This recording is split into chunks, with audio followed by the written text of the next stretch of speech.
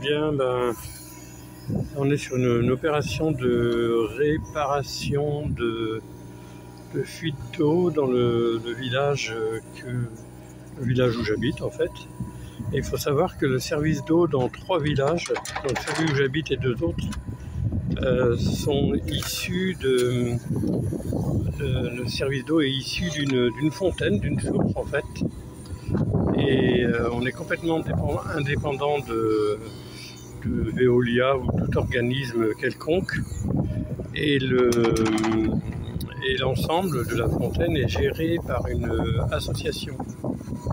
Et puis bien sûr, à chaque fois qu'il y a des réparations, qu'il y a des fuites, bien souvent ce sont des personnes des villages en question qui viennent bénévolement pour réparer les fuites d'eau. Alors bien sûr, il faut trouver, quand il y a une fuite, il faut déjà la localiser.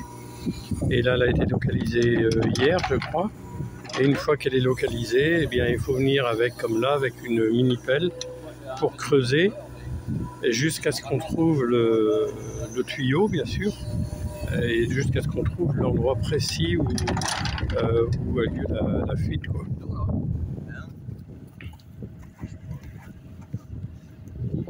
Alors, qu'est-ce qui se passe précisément, Philippe?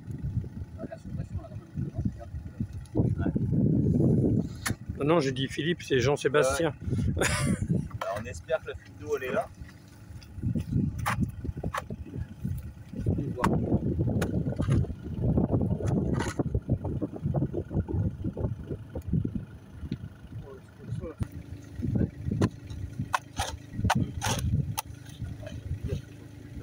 Si ça crache.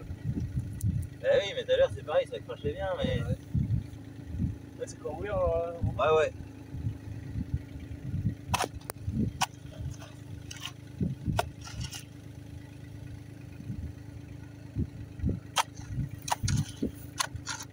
Le but du jeu là actuellement, c'est de trouver précisément la fuite.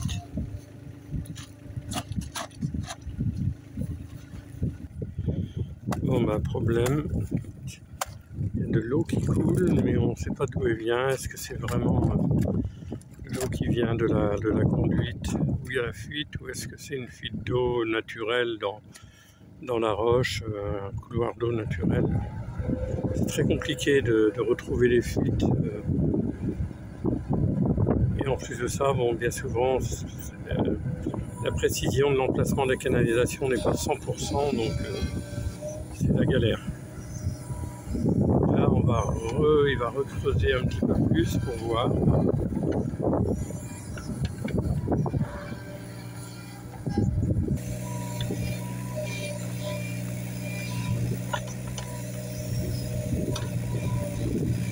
Là, je crois qu'en une espèce d'une dizaine de jours, on doit être à la 10e fuite, ou 7e, non, 7e fuite.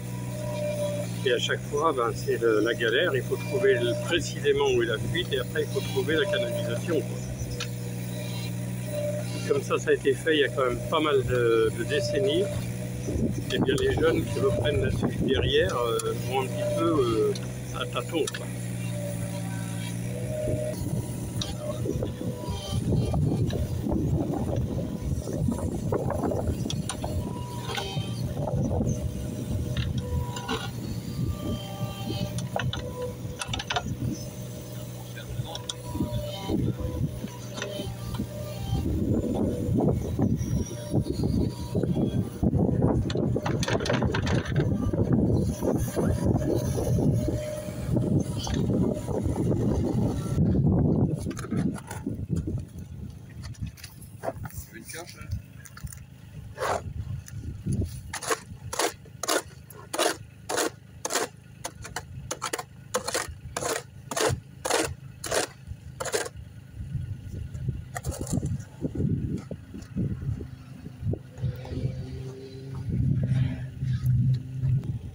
Donc là, apparemment, c'est on va dire une fausse alerte.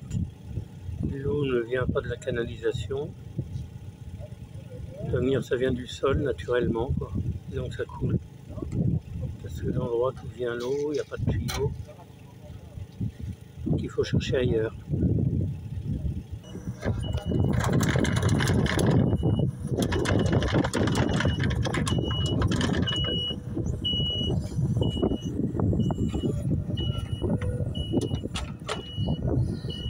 Bon bah apparemment la fuite n'est pas là, il va falloir maintenant reboucher ce qui a été creusé et trouver l'endroit précis.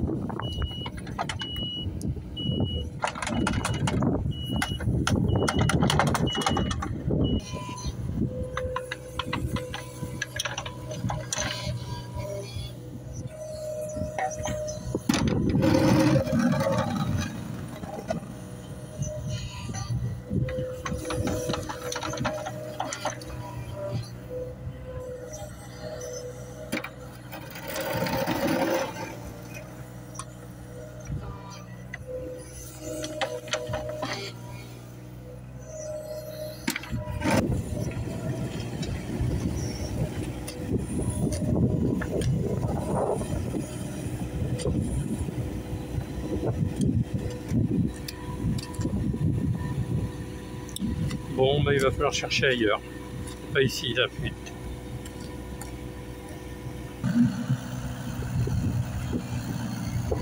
Bon, maintenant il faut enlever toute cette terre qui a été mise au bord de la route, remettre tout ça correctement au niveau du fossé. Et puis je sais pas s'ils vont continuer aujourd'hui, mais pour aujourd'hui j'ai bien peur que ce soit terminé. Et il va falloir trouver la fuite parce qu'elle est très importante. Je crois que c'est une histoire de 50 mètres cubes par 24 heures qui partent de la source en fait. Bon, on a de la chance, on a une source qui est très, comment dire, même en plein été, quand c'est la canicule, tout ça, on manque jamais d'eau. Elle est toujours bien pleine, donc on n'a jamais eu de problème. Mais bon, c'est pas une raison pour la laisser fuir comme ça, quoi. Donc si c'est pas trouvé aujourd'hui, ça va être demain. Et là je dis qu'il faut admirer les bénévoles, hein, parce que ce sont que des bénévoles qui travaillent là en ce moment, des gens des villages concernés. Et bon, vous voyez, ils donnent de leur samedi. S'ils continuent demain, ils vont donner de leur dimanche pour trouver la fuite en question, quoi. Donc ouais, je peux le dire, et ceux qui sont habitués à la chaîne le savent. Là, je crois que vraiment on est dans un village où il y a une solidarité entre tout le monde, quoi. Et c'est important, hein. Imaginez s'il fallait faire venir une entreprise spécialisée pour ça, l'association qui gère l'eau ne pourrait pas. De toute façon, financièrement, ce serait impossible. Ce serait impossible.